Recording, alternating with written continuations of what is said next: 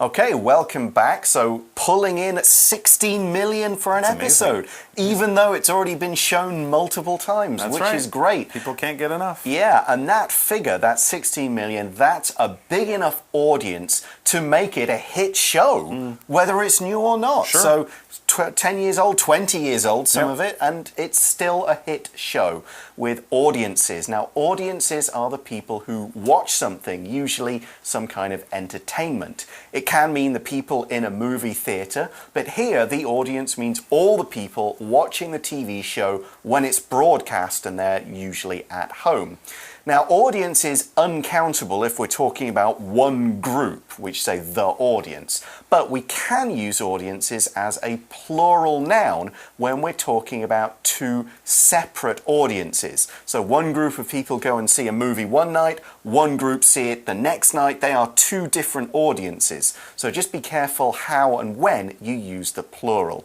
Here's an example of audience. The TV show's producers were excited because audience figures were high for the first few episodes of their new show. Looks like it's a hit. Yeah. All right, back to Netflix, bringing back Friends. Netflix, it says, was so confident about the show's continuing success that it recently bought the rights to the show for $120 million US dollars. Whoa! That's how much you'd pay for a new show today that no one had seen. Here's a show that's been around for 20 years or more. People are still watching it though, so maybe that's money well spent. A lot of people might sign up to Netflix just so they can watch as much Friends as they want, whenever they want.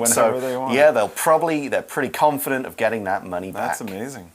All right, when you're confident about something or when you're confident about yourself, you're very sure. You have strong belief, you think things are going to be fine, true, everything's going to work out, there's going to be no problem. All right, so if you're trying to do math from a child's math book, you might be confident that you can answer all of those questions correctly. It's simple stuff. But if you were trying to do math from a high university math book, you'd probably be less confident of getting that stuff right. So if you really think that everything's going to be great, that everything's going to work, that there will be no problems, you could say that you are confident. For example, I'm not a confident skier, so I won't go onto that big mountain.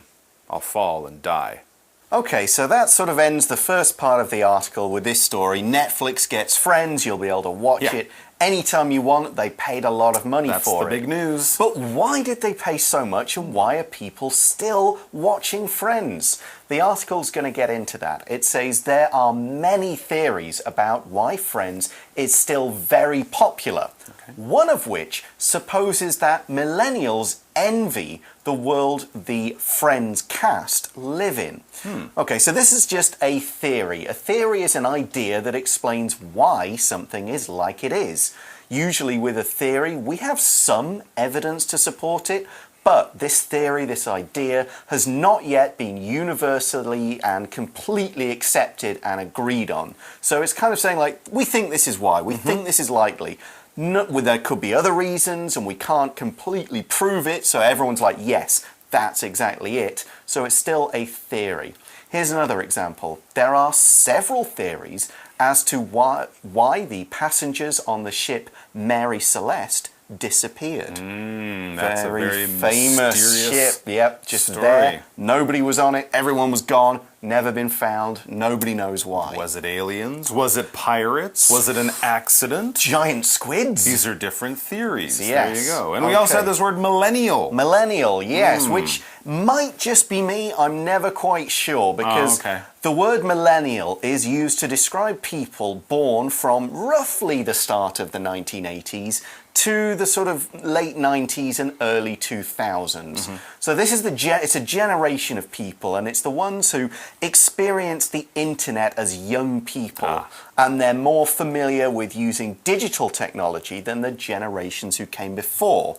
So millennials are mostly now getting into the workplace, and they often want to they've got different views to the generation that came before. They want to do things a bit differently.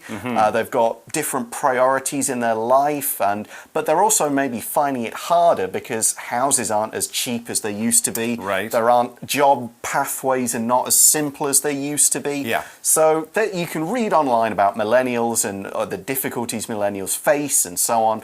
But we'll just say that maybe millennials are looking at the world of friends and thinking, wow, that's what I want. I don't have that. Interesting. It kind of talks about how technology has changed so much of what we do. For millennial people, they grew up with this internet technology since they were born, whereas others, like my generation, we got the internet later on into college, after high school. So we remember the time of friends, and it kind of talks about that time in the next sentence of the article, right? Yes, but first, we have this word envy. Yeah, if you envy something, that means you're kind of jealous. It's very similar to being jealous. To be envious, to use the adjective envious, means you kind of want what other people have, or you want to be like other people, all right? So if you envy your friend because of their money, well, that's not very healthy, but you might envy people for some good things. You might envy your friend because they always do well in class and study hard and get good grades.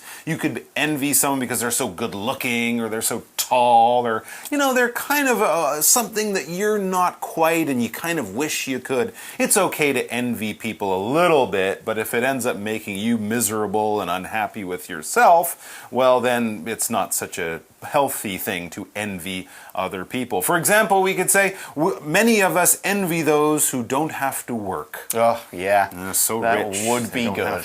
But you know what? I think I'd get bored quickly. You probably would, yeah. Who knows? Okay, so let's kind of look back at friends and this sort of how millennials will look at friends and think that's what I want. That's what I envy. The world before millennials or before the internet. Yeah. And we can tell it was that because, after all, the show never depicts smartphones, online dating, a poor job market, or sky-high rent. So obviously some of those are all things that are pretty common now. Difficult to find a job.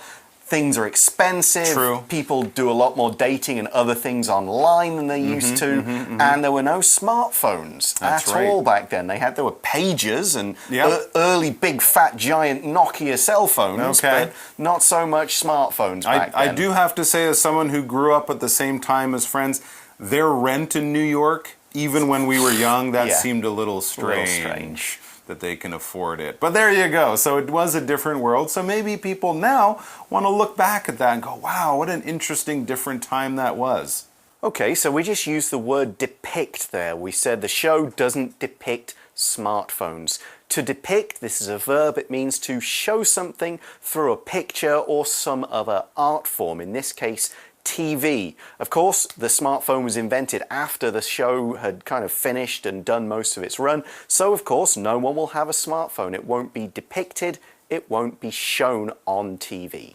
All right, back to the article. It says, the show's theme song states, "I'll be there for you," a big hit song, and the show's friends always were. I guess that's something about it that people will also appreciate. Hopefully it hasn't changed. They were good friends. Yeah, we can say the show's friends always are because it's still being shown. That's right, yeah. And they were always supportive of each other, which was one of the things people liked about it. Yeah, that kind of relationship, because we see that's the friends, they value meaningful relationships. And maybe that's what young people regret not being to fully experience today. I don't see why they should. Of course you can still have meaningful relationships. So here, meaningful is having a great deal of meaning and importance. Something that's meaningful is serious and worthwhile. For example, a meaningful relationship is one that's important, it lasts a long time, and it would include both people supporting each other when they need it. A not so meaningful friendship would maybe be with people you don't mind hanging out with, but you wouldn't go to them when you really needed help. So here's an example. In my 10 years in Taiwan, I formed many meaningful connections with the country and the people who live here.